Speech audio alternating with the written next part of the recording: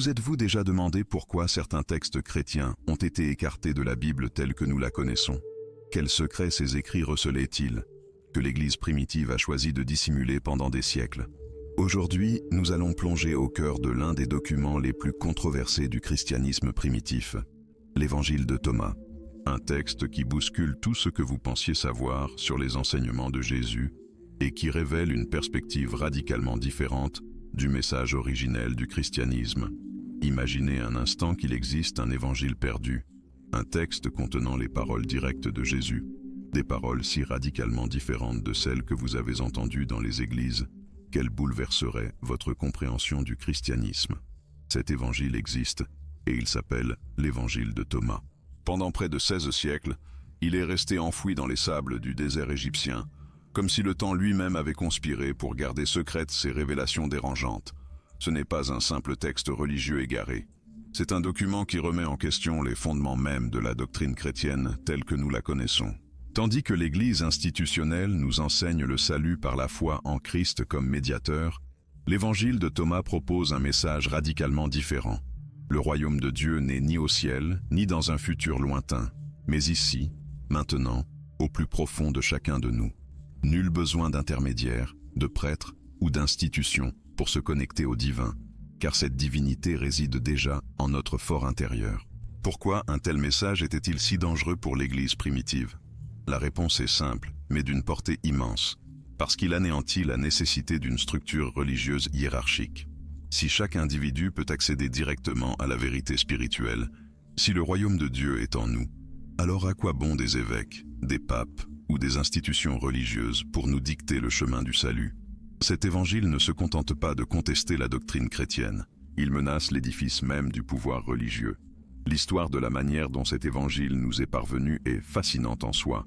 Il fut découvert en 1945 par des paysans égyptiens près de la ville de Nag Hammadi, aux côtés de 52 autres textes gnostiques restés cachés pendant des millénaires. Ces documents étaient méticuleusement conservés dans des jarres en céramique, dissimulés dans des grottes du désert, comme si quelqu'un avait pressenti le moment où le monde serait enfin prêt à recevoir ces enseignements censurés. Lorsque les érudits se sont attelés à la traduction et à l'étude de ces textes, ils ont réalisé qu'ils tenaient entre leurs mains quelque chose d'extraordinaire. L'Évangile de Thomas ne contient aucune narration sur la naissance, la mort ou la résurrection de Jésus. Il présente plutôt 114 dits, ou logia, directement attribués à Jésus, dont beaucoup n'apparaissent pas dans les évangiles canoniques. Ces dits révèlent une philosophie spirituelle qui s'écarte radicalement de la théologie chrétienne traditionnelle pour se rapprocher d'une compréhension mystique et personnelle de la divinité.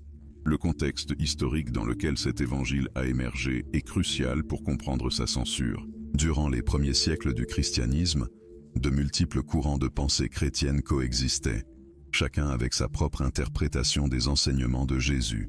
Les gnostiques, généralement associés à des textes comme l'Évangile de Thomas, croyaient en une connaissance directe et intime du divin, une gnose, ou connaissance intérieure, qui ne requérait aucune médiation extérieure. Cette perspective gnostique entrait en collision frontale avec la version du christianisme qui allait finalement devenir la doctrine officielle de l'Église. Tandis que les dignitaires ecclésiastiques s'efforçaient d'établir une structure hiérarchique centralisée, avec des credos spécifiques et des sacrements sous le contrôle du clergé, les textes gnostiques promouvaient une spiritualité individuelle et directe qui rendait cette médiation institutionnelle superflue. Si ces découvertes, qui ébranlent des siècles d'enseignements religieux, vous fascinent, je vous invite à vous abonner à la chaîne et à activer les notifications. Nous continuerons d'explorer des textes censurés et des vérités occultées, tenues éloignées du savoir public depuis bien trop longtemps. Chaque semaine, nous levons le voile sur de nouveaux secrets historiques qui transformeront votre vision de la religion, de l'histoire et du pouvoir. Le processus par lequel certains textes furent inclus dans la Bible tandis que d'autres en furent écartés ne fut pas divin ou inspiré, mais profondément politique. Au IVe siècle, lorsque l'empereur Constantin légalisa le christianisme dans l'Empire romain, il devint impératif d'établir une version unifiée de la foi chrétienne, capable de servir d'outil de cohésion sociale et de contrôle politique. Les textes qui prônaient l'autorité ecclésiastique et l'ordre social furent privilégiés, tandis que ceux qui remettaient en question la hiérarchie ou prônaient un accès direct au divin furent systématiquement éliminés. Les conciles de Nicée, Constantinople et d'autres assemblées ecclésiastiques ne définirent pas seulement les doctrines chrétiennes fondamentales, ils déterminèrent également quels textes seraient considérés comme hérétiques et, par conséquent, dangereux pour la stabilité de l'Église naissante. L'Évangile de Thomas, avec son emphase sur la connaissance intérieure et son rejet de la nécessité d'une médiation externe, représentait précisément le type de pensée que les hauts dignitaires ecclésiastiques cherchaient à éradiquer. L'une des différences les plus frappantes entre l'Évangile de Thomas et les évangiles canoniques réside dans leur focalisation sur le présent versus le futur. Alors que le christianisme traditionnel met l'accent sur le salut comme un événement futur qui surviendra après la mort ou lors de la seconde venue du Christ, l'Évangile de Thomas présente le royaume de Dieu comme une réalité présente et accessible. Le célèbre Logion 3 de l'Évangile déclare que le royaume est à la fois dans le ciel et sur la terre, mais aussi en nous et hors de nous, suggérant une compréhension panthéiste ou panenthéiste de la divinité. Cette perspective sur l'immédiateté du royaume divin ne conteste pas seulement l'eschatologie chrétienne traditionnelle, elle élimine également la nécessité d'attendre un salut futur médiatisé par l'Église. Si le royaume est ici et maintenant, si la divinité est accessible immédiatement par la connaissance intérieure, alors les promesses de salut futur perdent leur pouvoir de contrôle sur les fidèles. L'Évangile de Thomas propose également une vision radicale de la nature de Jésus lui-même. Alors que les évangiles canoniques présentent Jésus comme le Fils unique de Dieu, médiateur entre l'humanité et la divinité, l'Évangile de Thomas suggère que nous avons tous le potentiel d'atteindre le même niveau de connaissance et d'union avec le divin que Jésus. Le texte implique que Jésus n'est pas unique dans sa nature divine, mais qu'il représente le potentiel spirituel qui existe en chaque être humain. Cette démocratisation de la divinité était profondément subversive pour une institution qui fondait son autorité sur l'exclusivité de son accès au sacré. Si n'importe qui pouvait atteindre le même niveau d'illumination que Jésus, alors la médiation sacerdotale devenait superflue, et avec elle, toute la structure de pouvoir que l'Église avait commencé à bâtir. Les dits contenus dans l'Évangile de Thomas révèlent également une compréhension très différente de la nature du mal et de la souffrance. Alors que le christianisme traditionnel met l'accent sur le péché originel et la nécessité d'une rédemption externe, cet évangile suggère que l'ignorance, plus que le péché, est la source de la souffrance humaine. Le salut ne vient pas du sacrifice du Christ, mais de la connaissance directe de notre véritable nature divine. Cette compréhension gnostique du mal comme ignorance plutôt que comme péché moral représente une transformation radicale de la responsabilité spirituelle. Au lieu de dépendre de la grâce divine octroyée par les sacrements ecclésiastiques, l'individu devient l'architecte de son propre salut par l'éveil de la connaissance intérieure. Cette perspective supprime non seulement la nécessité d'une médiation sacerdotale, mais aussi toute l'économie de la culpabilité et de la rédemption qui allait devenir fondamentale pour le contrôle ecclésiastique ultérieur. L'Évangile de Thomas présente en outre une vision radicalement différente de l'importance des Écritures et de la tradition orale. Tandis que le christianisme institutionnel allait développer une stricte dépendance à l'égard des textes autorisés et de leur interprétation officielle, cet évangile met l'accent sur l'expérience directe et personnelle du divin. Les dits de Jésus dans le texte orientent fréquemment vers l'intérieur, vers l'expérience immédiate du royaume divin, plutôt que vers des doctrines externes ou des pratiques rituelles. Cette orientation vers l'expérience personnelle, primant sur l'autorité doctrinale, représentait une menace existentielle pour tout système religieux organisé dépendant du contrôle de l'information et de l'interprétation. La structure même de l'évangile de Thomas, composée de dits isolés sans narration connectée, suggère une compréhension différente du fonctionnement de la révélation spirituelle. Au lieu d'une histoire linéaire avec des enseignements progressifs nécessitant une interprétation experte, ces dits sont conçus pour provoquer une illumination directe chez le lecteur ou l'auditeur. Chaque dit fonctionne comme une graine de contemplation capable de germer en compréhension spirituelle sans besoin de médiation externe. Cette méthodologie d'enseignement spirituel, centrée sur l'expérience directe plutôt que sur la doctrine systématique, était intrinsèquement incompatible avec le modèle d'autorité ecclésiastique qui émergeait au premier siècle du christianisme. Les études comparatives entre les communautés qui utilisaient l'évangile de Thomas et celles qui suivaient les évangiles canoniques révèlent des différences fondamentales dans l'organisation sociale et spirituelle. Les communautés gnostiques associées à des textes comme l'évangile de Thomas tendaient à être plus égalitaires, avec moins de hiérarchie formelle et un accent plus prononcé sur l'expérience spirituelle personnelle de chaque membre. En revanche, les communautés qui suivaient les évangiles canoniques développèrent rapidement des structures hiérarchiques plus formelles, avec des rôles clairement définis pour le clergé et les laïcs. Cette divergence dans l'organisation communautaire reflétait les différences théologiques fondamentales entre ces approches du christianisme primitif. La suppression de l'évangile de Thomas et de textes similaires ne fut pas une simple question d'orthodoxie doctrinale, mais une nécessité pratique pour la survie de la structure institutionnelle que l'Église était en train d'édifier. Un christianisme fondé sur l'expérience directe du divin, sur la connaissance intérieure immédiate et sur l'égalité spirituelle fondamentale de tous les individus, était incompatible avec un système qui dépendait de l'autorité cléricale, des sacrements contrôlés institutionnellement et de la médiation sacerdotale. Le choix entre ces approches n'était pas seulement théologique, mais profondément politique et social. Les implications de cette suppression dépassent la simple perte de textes anciens. L'élimination de la perspective gnostique du christianisme primitif représenta la perte d'une tradition spirituelle qui mettait l'accent sur la responsabilité personnelle, l'expérience directe du divin et la compréhension du royaume de Dieu comme une réalité présente et accessible. À la place, le christianisme institutionnel promut une spiritualité de dépendance, de médiation externe et d'espoir futur, éléments qui, bien que procurant réconfort et structure sociale, facilitait également le contrôle institutionnel de l'expérience religieuse. La redécouverte de l'évangile de Thomas au XXe siècle, notamment son inclusion dans la bibliothèque de Nag Hammadi, trouvée en 1945, a permis aux érudits modernes de reconstituer une image plus complète du christianisme primitif. Cette reconstitution révèle que ce que nous connaissons comme le christianisme orthodoxe n'était pas la seule forme, ni nécessairement la plus originale, d'interpréter les enseignements de Jésus.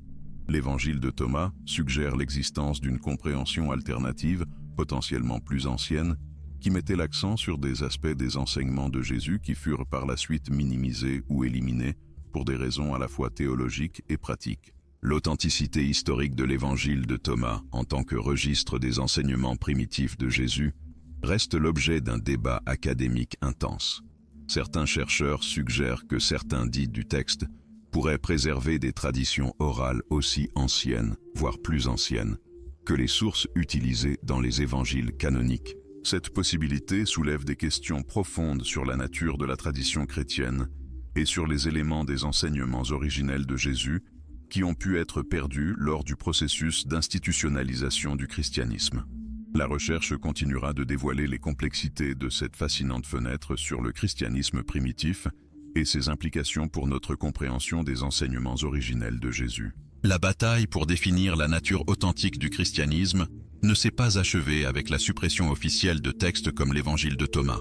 Pendant des siècles, les autorités ecclésiastiques ont développé des stratégies toujours plus sophistiquées pour éradiquer non seulement les documents physiques, mais aussi les idées et les pratiques qu'ils représentaient. La persécution des groupes gnostiques s'est intensifiée particulièrement au III, VIe et IVe siècle, coïncidant précisément avec la période de consolidation du pouvoir chrétien sous l'Empire romain. Cette campagne systématique d'élimination ne s'est pas limitée à l'autodafé de livres, mais a inclus la persécution active d'enseignants, l'infiltration de communautés alternatives et la construction de récits présentant ces traditions comme hérétiques et dangereuses pour le salut de l'âme.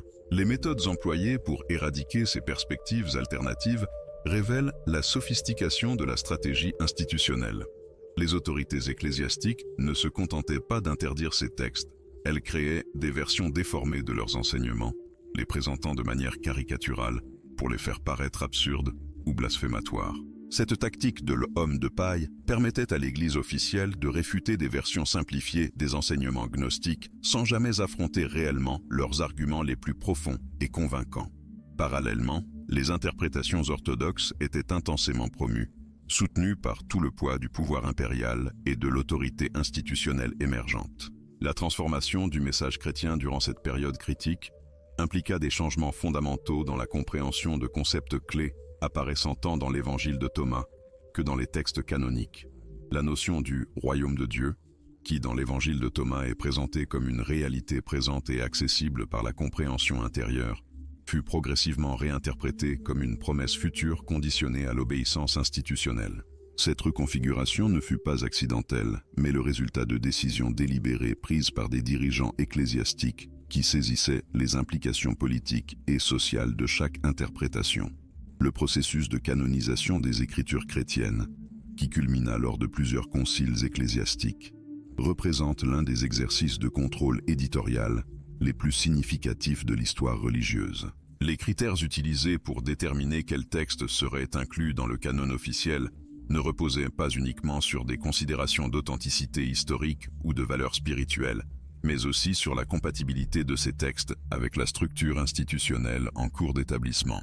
Les textes qui prônaient l'expérience directe du divin, comme l'évangile de Thomas, furent systématiquement exclus, non pas parce qu'ils étaient nécessairement moins authentiques, mais parce qu'ils représentaient une menace pour l'autorité médiatrice que l'Église institutionnelle était en train de bâtir.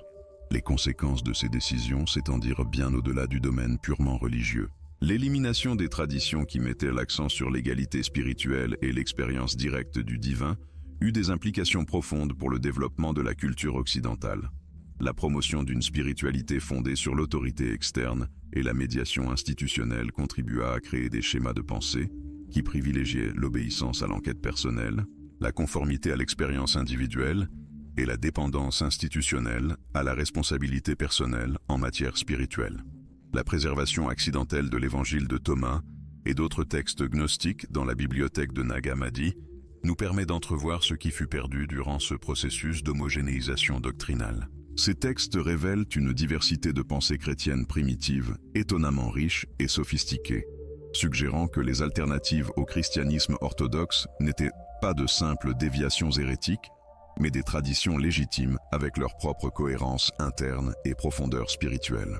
La recherche moderne de ces textes a également révélé l'existence de communautés chrétiennes primitives fonctionnant avec des structures organisationnelles radicalement différentes de celles qui finirent par prévaloir.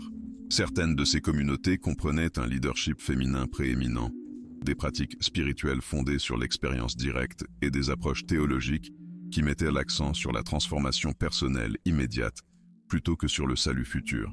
La suppression de ces alternatives n'a pas seulement éliminé des textes, mais des formes entières d'organisation communautaire et de pratiques spirituelles qui auraient pu enrichir significativement le développement du christianisme. L'analyse minutieuse des dits préservés dans l'évangile de Thomas révèle des enseignements qui, dans bien des cas, semblent plus cohérents avec le contexte juif du 1er siècle que certaines des interprétations devenues par la suite orthodoxes. Cela suggère la possibilité que certaines traditions gnostiques aient préservé des éléments des enseignements originels de Jésus, qui furent ensuite modifiés ou éliminés pour servir des desseins institutionnels. Cette possibilité soulève des questions inconfortables sur la relation entre authenticité historique et orthodoxie doctrinale dans le développement du christianisme. La résistance de ces traditions alternatives à la suppression officielle est également remarquable. Malgré des siècles de persécutions systématiques, des éléments de la perspective gnostique ont continué d'apparaître dans des mouvements chrétiens marginaux tout au long de l'histoire. Des cathares médiévaux à divers mouvements mystiques, la tendance à rechercher une expérience directe du divin et à remettre en question la médiation institutionnelle a persisté comme un courant souterrain au sein de la tradition chrétienne plus large.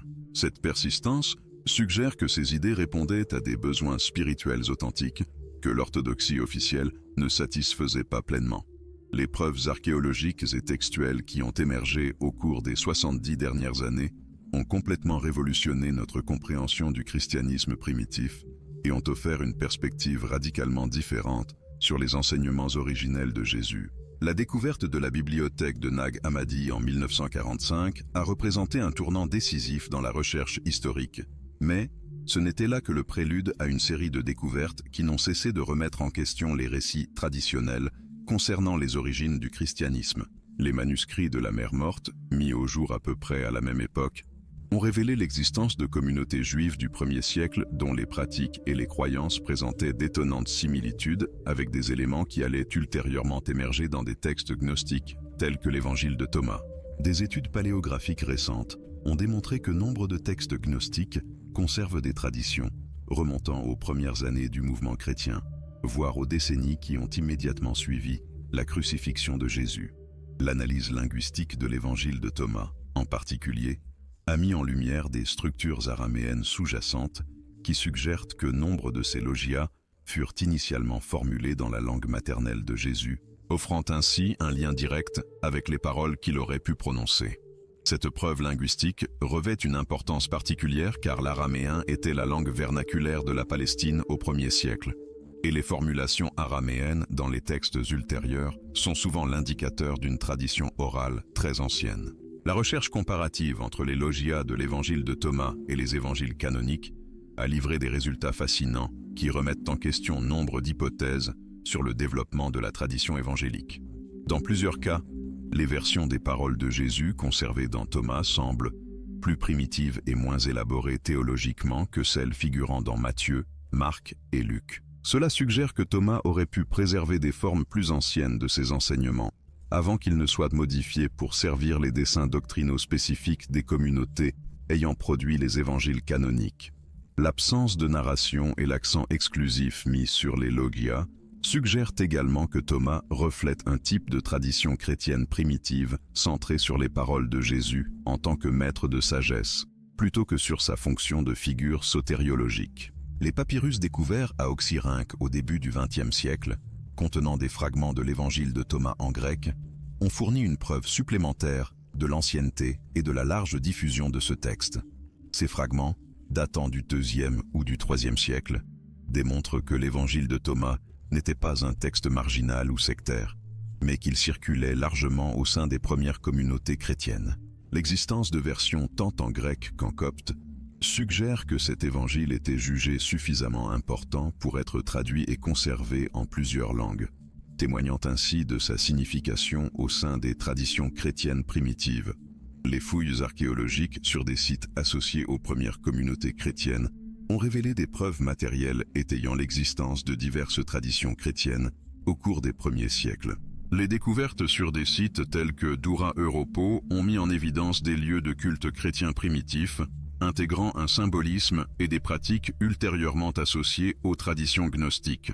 Ces découvertes suggèrent que la diversité de la pensée chrétienne primitive n'était pas simplement une question de textes et de doctrines, mais qu'elle se manifestait dans des pratiques communautaires concrètes et des expressions artistiques. La présence de ces éléments dans des contextes archéologiques vérifiables fournit des preuves tangibles que les perspectives alternatives sur les enseignements de Jésus n'étaient pas des aberrations tardives, mais une partie intégrante du paysage chrétien primitif.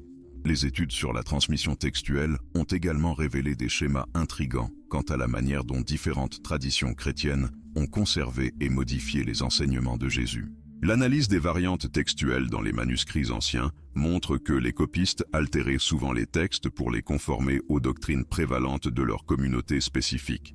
Cependant, des textes comme l'évangile de Thomas, conservés dans des contextes où il n'y avait pas de pression pour se conformer à l'orthodoxie émergente, ont maintenu des formulations qui semblent refléter des perspectives plus anciennes et moins développées doctrinalement. Cette préservation fortuite de traditions alternatives offre une fenêtre unique sur la pensée chrétienne primitive, avant qu'elle ne soit façonnée par les controverses doctrinales ultérieures.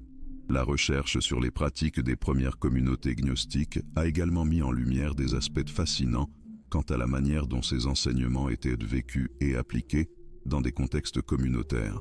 Les textes conservés à Nag Hammadi comprennent non seulement des évangiles alternatifs, mais aussi des manuels de pratiques spirituelles, des traités théologiques sophistiqués et des textes décrivant des expériences mystiques.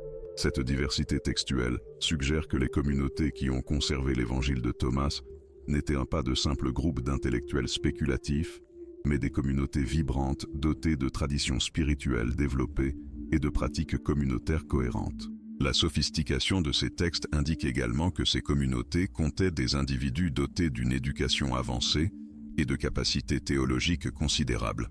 Les études comparatives entre le christianisme gnostique et d'autres traditions de sagesse du monde antique ont révélé des connexions surprenantes qui éclairent le contexte intellectuel plus large dans lequel ces enseignements se sont développés. Les similitudes entre certains aspects de la pensée gnostique et des traditions philosophiques, telles que le platonisme moyen, l'hermétisme et même des éléments de la philosophie bouddhiste, suggèrent que ces traditions chrétiennes alternatives s'inscrivait dans un dialogue intellectuel plus vaste que celui auquel participait la culture méditerranéenne de la période hellénistique. Cette ouverture intellectuelle contraste fortement avec l'isolement doctrinal qui a caractérisé ultérieurement le christianisme orthodoxe, suggérant que la suppression des traditions gnostiques a également représenté une perte significative d'échanges culturels et intellectuels. Les preuves papyrologiques ont également offert des perspectives sur la vie quotidienne des communautés qui ont conservé ces textes alternatifs. Les documents personnels, contrats et correspondances découverts dans des contextes archéologiques associés aux communautés gnostiques révèlent des sociétés qui fonctionnaient de manière notablement différente de celles des communautés chrétiennes orthodoxes contemporaines. Ces documents suggèrent des niveaux plus élevés de participation féminine au rôle de leadership, des pratiques économiques qui mettaient l'accent sur la coopération communautaire et des structures sociales qui valorisaient l'expérience spirituelle individuelle au-delà de la conformité doctrinale. La conservation de ces preuves matérielles fournit une confirmation indépendante des différences entre ces communautés et les formes de christianisme qui ont finalement prévalu. La transformation du message chrétien primitif ne s'est pas produite de manière isolée, mais était profondément imbriquée dans les changements politiques et sociaux de l'Empire romain au cours des IIIe et IVe siècles. Lorsque l'empereur Constantin légalisa le christianisme en 313 par l'édit de Milan, il ne modifia pas seulement le statut juridique de la religion, mais accéléra involontairement un processus d'institutionnalisation qui favorisa certaines interprétations au détriment d'autres. Les communautés chrétiennes qui avaient opéré dans la clandestinité durant les persécutions antérieures se retrouvèrent soudainement en concurrence pour la reconnaissance officielle et le soutien impérial. Dans ce nouveau contexte politique, les traditions susceptibles d'être présentées de manière plus unifiée et doctrinalement cohérente bénéficièrent d'avantages significatifs par rapport à celles qui mettaient l'accent sur la diversité des expériences spirituelles individuelles. L'évangile de Thomas et les traditions qui lui sont associées représentaient une approche du christianisme qui ne s'adaptait pas aisément aux exigences d'une religion impériale. Son insistance sur la connaissance directe du divin, l'autorité de l'expérience personnelle et l'interprétation individuelle des enseignements de Jésus entrait fondamentalement en conflit avec la nécessité de créer des structures hiérarchiques uniformes, capables d'administrer une religion à l'échelle impériale. Les dirigeants de l'Église émergente reconnurent que la survie et la croissance de leur mouvement dépendaient de leur capacité à présenter un front unifié face aux autorités impériales et à développer des systèmes administratifs pouvant fonctionner de manière cohérente sur de vastes territoires géographiques. La recherche historique a révélé que le processus de canonisation des textes sacrés chrétiens fut significativement influencé par ces considérations politiques et administratives. Les textes qui furent inclus dans le canon biblique officiel ne furent pas sélectionnés uniquement sur la base de critères théologiques ou d'ancienneté historique, mais aussi en fonction de leur utilité pour soutenir les structures institutionnelles que l'Église était en train d'élaborer. L'évangile de Thomas, avec sa collection de logia qui exigeait une interprétation individuelle et son absence de récit historique clair, ne fournissait pas le type de fondement doctrinal dont les chefs ecclésiastiques avaient besoin pour établir une autorité institutionnelle uniforme. Les documents historiques de la période attestent de débats intenses et prolongés quant aux textes devant être considérés comme authentiquement chrétiens. Ces débats ne se limitèrent pas à des considérations abstraites sur l'orthodoxie théologique, mais impliquèrent des questions pratiques relatives à la manière de bâtir et de maintenir une institution religieuse cohérente. Les textes qui mettèrent l'accent sur l'autorité épiscopale, l'importance de l'unité doctrinale et la nécessité d'adhérer à des enseignements établis furent privilégiés par rapport à ceux qui promouvaient l'exploration spirituelle indépendante ou suggéraient que la vérité divine pouvait être directement accessible sans intermédiaire institutionnel. Les preuves archéologiques des sites chrétiens du IVe siècle révèlent une transformation spectaculaire de l'architecture et de l'art religieux, reflétant ces changements doctrinaux plus larges. Les églises édifiées après la reconnaissance impériale du christianisme présentent des conceptions qui mettent en évidence la hiérarchie cléricale et la participation passive des fidèles ordinaires, contrastant fortement avec les espaces de réunion plus intimes et participatifs qui caractérisaient les communautés chrétiennes antérieures. Cette preuve matérielle suggère que la suppression de traditions telles que celles conservées dans l'évangile de Thomas s'inscrivait dans une réorganisation plus vaste de la pratique chrétienne, visant à créer des formes de culte et de communauté compatibles avec les exigences d'une religion impériale.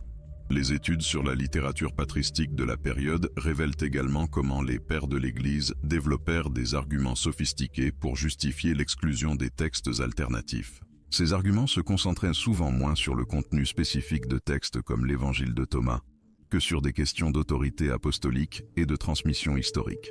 Cependant, l'analyse textuelle moderne a démontré que nombre de ces arguments reposaient sur des prémices historiques discutables et qu'ils reflétaient souvent davantage les besoins institutionnels contemporains que des évaluations objectives de l'ancienneté ou de l'authenticité des textes en question.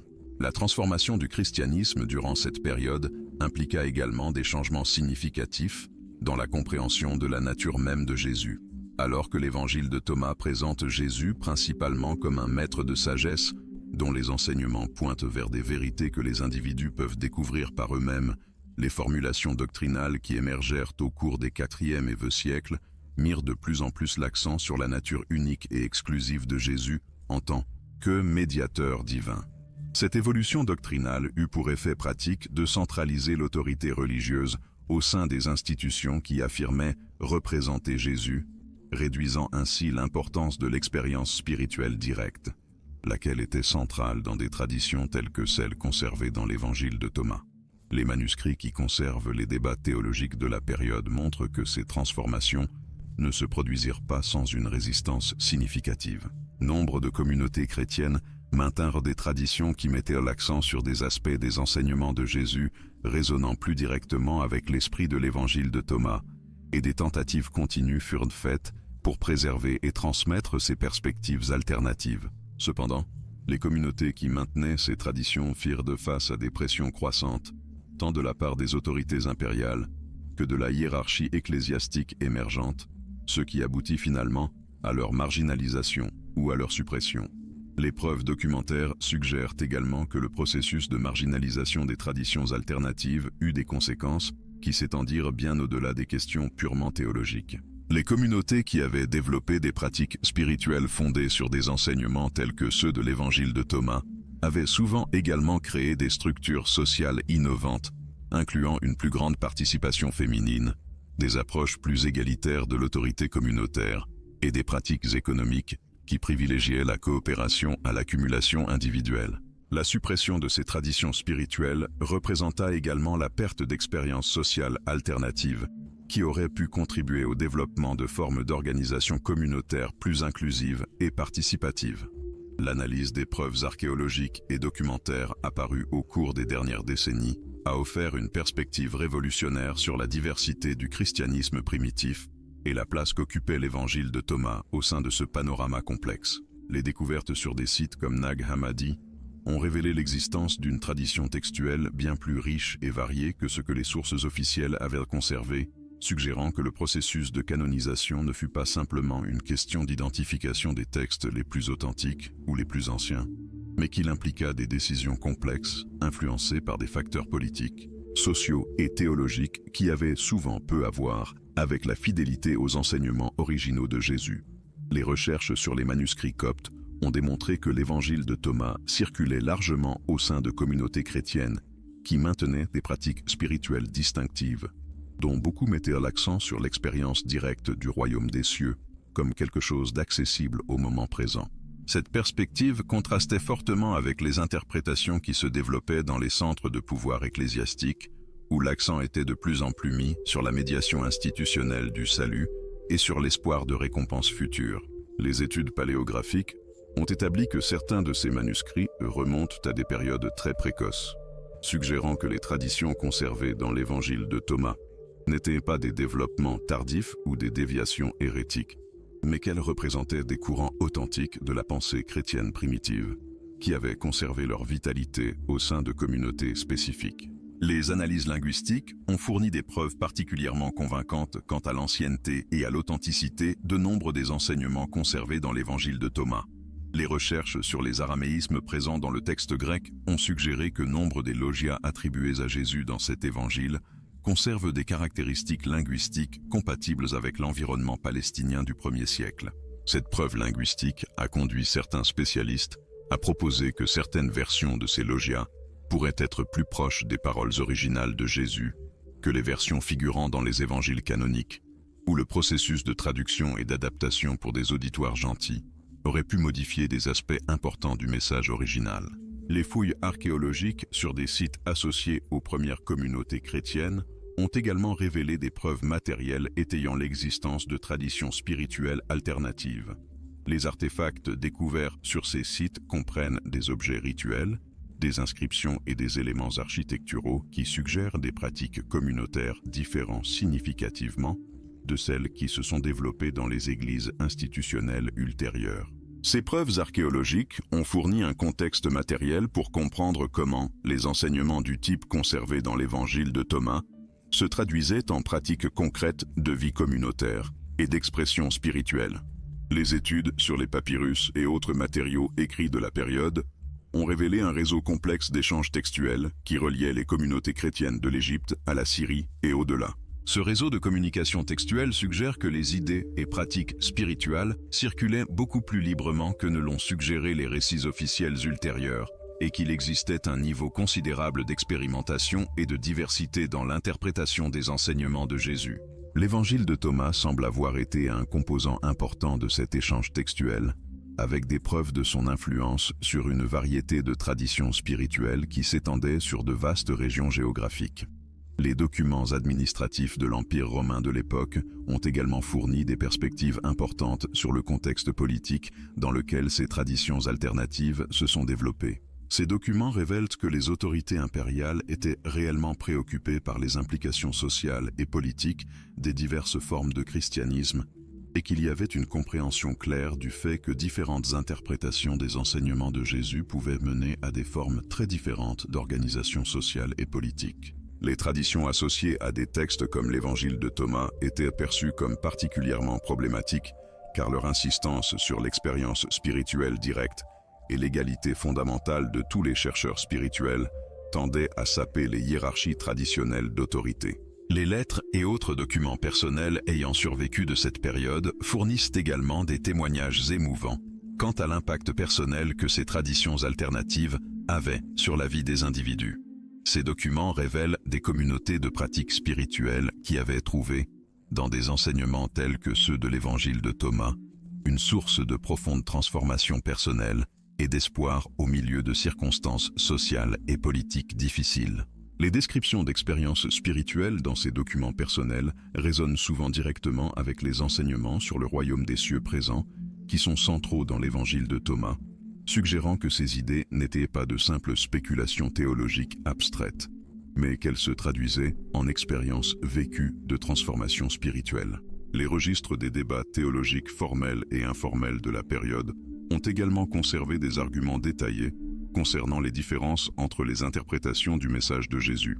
Ces débats révèlent que les défenseurs de traditions, telles que celles conservées dans l'évangile de Thomas, disposaient d'arguments sophistiqués et bien étayés pour leur perspective, et que les questions en litige n'étaient pas de simples malentendus, mais reflétaient des différences fondamentales quant à la nature de la spiritualité, l'autorité religieuse et la structure sociale. Les arguments préservés dans ces documents suggèrent que les traditions alternatives furent reléguées aux marges non parce qu'elles étaient intellectuellement déficientes ou historiquement contestables, mais parce qu'elles représentaient des visions du christianisme incompatibles avec les desseins politiques et sociaux des institutions ecclésiastiques naissantes. Le pouvoir et la politique ont joué un rôle décisif dans le façonnage du christianisme orthodoxe tel que nous le connaissons, et l'occultation de textes tels que l'évangile de Thomas ne saurait être comprise sans une analyse rigoureuse de ces dynamiques. L'alliance entre l'Église chrétienne et la puissance impériale romaine au IVe siècle marqua un tournant capital dans cette histoire, créant des conditions où les interprétations du christianisme qui validaient les structures hiérarchiques de l'autorité furent systématiquement privilégiées au détriment de celles prônant l'expérience spirituelle directe et l'égalité intrinsèque de tout chercheur de vérité. Les archives administratives de l'époque attestent d'une conscience aiguë chez les dirigeants impériaux, des implications politiques des diverses mouvances chrétiennes et que des choix délibérés furent opérés quant aux traditions à soutenir, à décourager ou à étouffer. Celles liées à l'évangile de Thomas étaient jugées particulièrement subversives, car leur insistance sur la capacité individuelle d'accéder directement à la sagesse divine sapait la nécessité d'une médiation institutionnelle, remettant ainsi en question les structures d'autorité, qu'elles soient religieuses ou politiques. La mutation des structures de pouvoir ecclésiastique durant cette période s'accompagna d'une redéfinition profonde de la nature du leadership spirituel. Là où les traditions conservées dans l'évangile de Thomas suggéraient une autorité spirituelle émanant de l'expérience directe et de l'accomplissement personnel, les institutions ecclésiales, se consolidant au IVe et VIe siècle, édifièrent des systèmes fondés sur la succession apostolique, l'ordination formelle et l'adhésion à des dogmes précis. Ce virage marqua une transformation cardinale dans la transmission et la validation de la sagesse spirituelle. Les procès-verbaux des conciles ecclésiastiques de l'époque révèlent que ces évolutions ne se firent pas sans d'âpres débats, ni de vives résistances. Nombre de chefs religieux s'inquiétèrent de la tournure que prenait l'institutionnalisation du christianisme, et des tentatives persistèrent pour préserver des voies privilégiant l'expérience spirituelle directe. Cependant, les impératifs politiques et le besoin d'une religion capable de servir d'instrument de cohésion impériale eurent raison de ces voix dissidentes, les reléguant in fine au silence. Les documents attestent également que les choix concernant l'inclusion de certains textes dans le canon biblique furent fortement conditionnés par leur potentiel à conforter les structures institutionnelles naissantes. Les écrits qui exaltaient l'autorité des dignitaires ecclésiastiques, l'orthodoxie doctrinale et l'unité institutionnelle furent plébiscités, au détriment de ceux qui suggéraient un accès direct de l'individu à la vérité spirituelle. L'évangile de Thomas, avec son insistance sur la responsabilité personnelle dans la quête spirituelle et son absence de référence à une hiérarchie ecclésiastique, se révélait, de fait, incompatible avec ses desseins institutionnels. Les analyses de l'économie politique du christianisme institutionnel de cette période ont mis en lumière l'influence des intérêts matériels sur ces évolutions. Les églises, en s'érigeant en institutions permanentes, exigeaient des soutiens financiers stables, des structures de propriété et des mécanismes de transmission de l'autorité. Les traditions spirituelles prônant le détachement des biens matériels et l'égalité fondamentale de tous les fidèles se heurtaient intrinsèquement à ces impératifs institutionnels. La mise à l'écart de textes comme l'évangile de Thomas s'explique en partie par ces incompatibilités pratiques entre des visions divergentes de l'organisation religieuse. En examinant ce que les sources révèlent véritablement, pour peu qu'on les lise avec une attention scrupuleuse, délestée des interprétations filtrées par des siècles de doctrine institutionnelle, émerge une image du message de Jésus infiniment plus complexe et nuancée que les présentations simplifiées qui ont prévalu dans le christianisme traditionnel. L'évangile de Thomas, replacé dans son contexte originel et confronté à d'autres écrits anciens, dévoile des enseignements profondément ancrés dans la tradition de sagesse juive, qui insiste sur la transformation personnelle par la compréhension directe, plutôt que sur l'adhésion à des credos ou la participation à des rites spécifiques.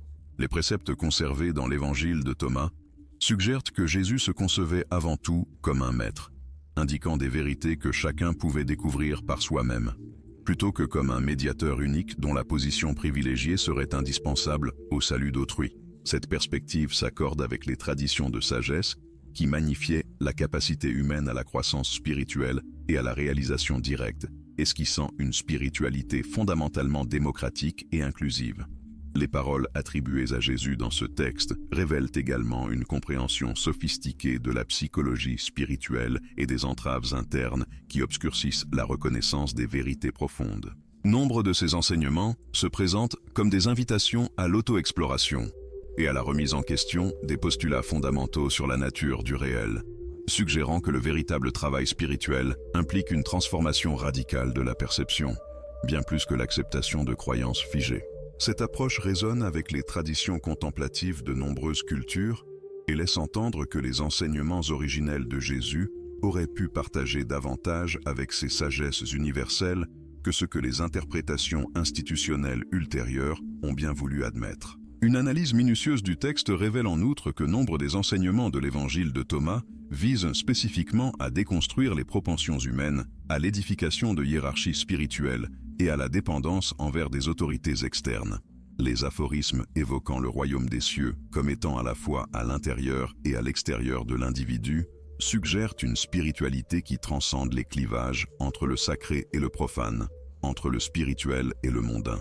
Cette perspective intégrée contraste de manière flagrante avec les dualismes qui se sont développés au sein d'une grande partie du christianisme institutionnel ultérieur.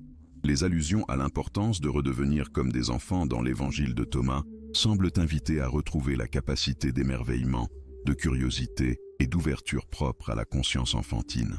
Cet enseignement suggère que le cheminement spirituel implique un processus de désapprentissage, des conditionnements sociaux et conceptuels qui voilent la perception directe du réel.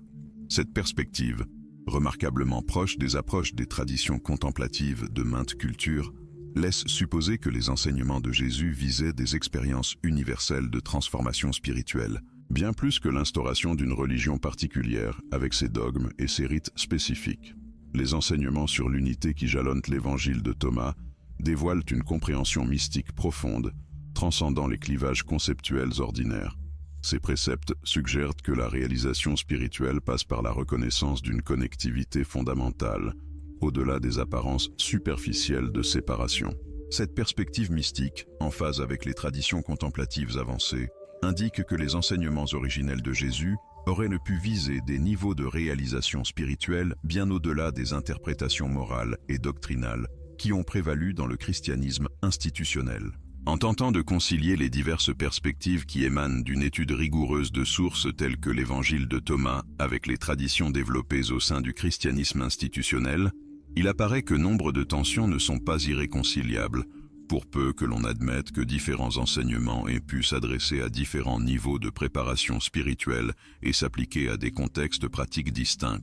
Les préceptes insistant sur l'expérience directe et l'accomplissement personnel auraient pu être destinés à des individus prêts pour des pratiques spirituelles avancées, tandis que ceux privilégiant la foi, l'obéissance et la participation communautaire s'adressaient peut-être à ceux en phase initiale de développement spirituel. Cette approche suggère que les frictions entre diverses traditions chrétiennes pourraient s'apaiser par la reconnaissance d'un message de Jésus suffisamment riche et protéiforme pour embrasser des enseignements adaptés à une vaste palette de tempéraments spirituels et de degrés de préparation.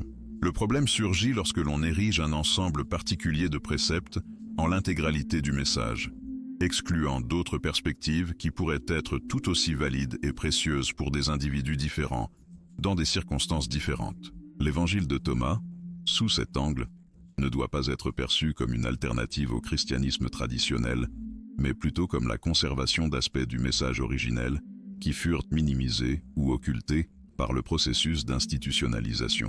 L'intégration de ces perspectives pourrait déboucher sur une compréhension plus complète et nuancée des enseignements de Jésus, une compréhension qui honore à la fois l'importance de la communauté et de la tradition, et la nécessité d'une expérience spirituelle directe et d'une croissance personnelle.